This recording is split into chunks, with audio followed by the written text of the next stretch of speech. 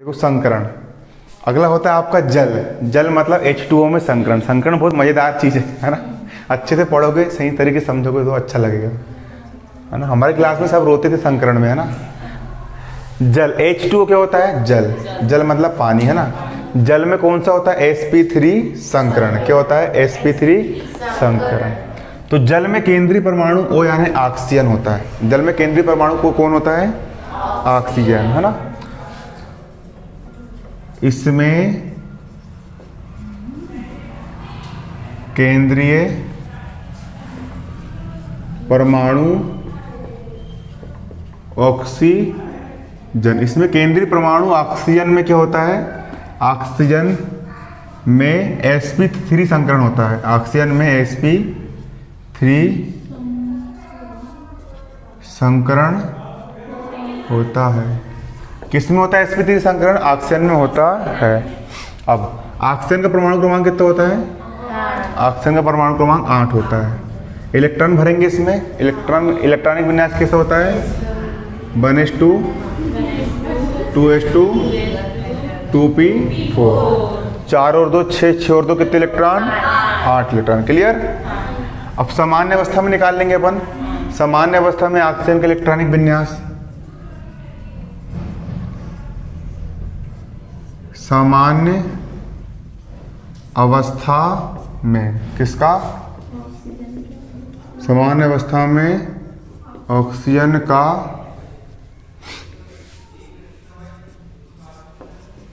Electronic विन्यास। यहाँ पर है 1s, लाइट आ गई है ना, 1s। यहाँ पर हो गया 2s और जहाँ पर हो गया 2p। अब इलेक्ट्रॉन भरेंगे। s में एक ही ऑर्बिटल होता है, s का ही हो गया एक डब्बा। s में भी एक ही ऑर्बिटल होता है, एक डब्बा। p में कितने होते हैं? 3। 1 2 और ये 3। क्लियर। अब s में कितने इलेक्ट्रॉन है? 2 इलेक्ट्रॉन। एक और एक ये 2। s में कितने इलेक्ट्रॉन है? 2। एक और एक ये 2। p में कितने हैं? 4। 1 2 3 4 हो गए 4 इलेक्ट्रॉन। ये हो गई आपकी सामान्य अवस्था में। इसके बाद आती है आपकी उत्तेजित अवस्था में। लेकिन उत्तेजित अवस्था में कोई बदलाव नहीं होता है ना। इसलिए उत्तेजित अवस्था भी ऐसा ही रहती है। तो उसके बाद हम यहाँ पर लिख सकते हो आप लोग। अब यहाँ पर लिख लेंगे संकरित अवस्था में। संकरित अवस्था में क्या होता है? संकरित अवस्था में ये एक डब्बा का एक डब्बा ये हो गया, 2 इलेक्ट्रॉन। इसमें भी 2 इलेक्ट्रॉन। यहाँ पर देखो भैया, 1 2 3 4। ऑक्सीजन से कितने हाइड्रोजन जुड़े हैं? 2। H2 मतलब कितने हाइड्रोजन? 2 हाइड्रोजन। क्लियर। ऑक्सीजन से कितने हाइड्रोजन जुड़े हुए हैं? 2 हाइड्रोजन। पहला हाइड्रोजन का इलेक्ट्रॉन ये हो गया, दूसरे हाइड्रोजन का इलेक्ट्रॉन ये हो गया। जुड़ गए 2 हाइड्रोजन और यहाँ पर ये संकरण हो गया।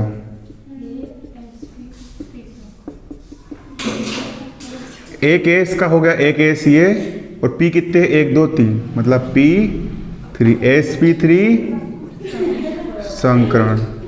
ये क्या हो गया आपका? sp3 संकरण। क्लियर। sp3 संकरण हो गया। अब इसकी आकृति समझो कैसे बनती है। आपको पता है चतुष्फल की आकृति पहले ऑक्सीजन में बनेगी। यहाँ पर 4 डब्बे, 1 2 3 4। देखो पहला ये हो गया, दूसरा ये, तीसरा ये और चौथा ये।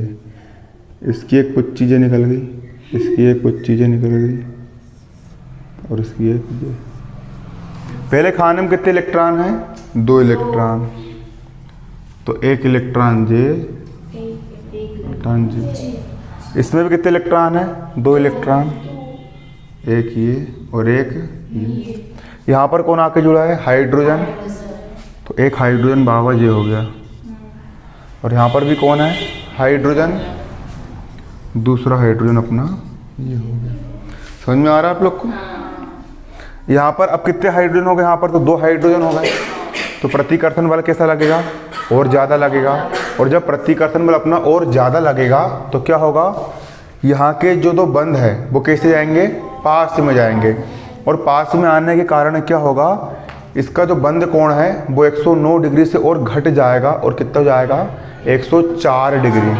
कितना हो जाएगा? 104 डिग्री। तो उसका बंध कोण कितना होता है? 104 डिग्री 5 मिनट। बंध कोण होता है इसका कितना? 104 डिग्री 104.5 डिग्री। कितना होता है? 104.5 डिग्री। इसका बंध कोण कितना होता है अपना? 104.5 डिग्री।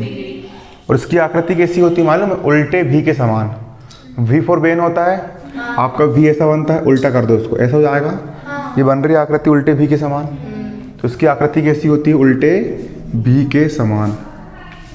आकृति में लिख लेना यहाँ पर, आकृति उल्टे V, उल्टे V के समान। उल्टे V मतलब ब्रैकेट में उल्टा V ऐसा होगा ना, के समान। और सिग्मा बंध कितने बन रहा है इसमें? 2। एक और एक 2। तो यहाँ पर सिग्मा बंध कितने बने? 2। सिग्मा बंधों की संख्या कितनी यहाँ पर अपनी? 2 है। देखो इसकी एक आकृति ऐसी और बनती है। ये हो गया आपका बीच में केंद्र, है ना? हो गया। उसके बाद एक पत्ती जे, 2 इलेक्ट्रॉन, क्लियर। दूसरी पत्ती आपकी जे हो गई, 2 इलेक्ट्रॉन, एक ये और एक ये। इधर भी कौन जुड़ा है आपका? हाइड्रोजन। उधर भी कौन जुड़ा है? हाइड्रोजन। उल्टे भी की आकृति बन गई, है ना? इस प्रकार से आकृति बनती है। ये हो गया आपका sp3 संकरण पूरा कंप्लीट। 3 एग्जाम्पल है ना? पेपर में पूछे जाते संकरण।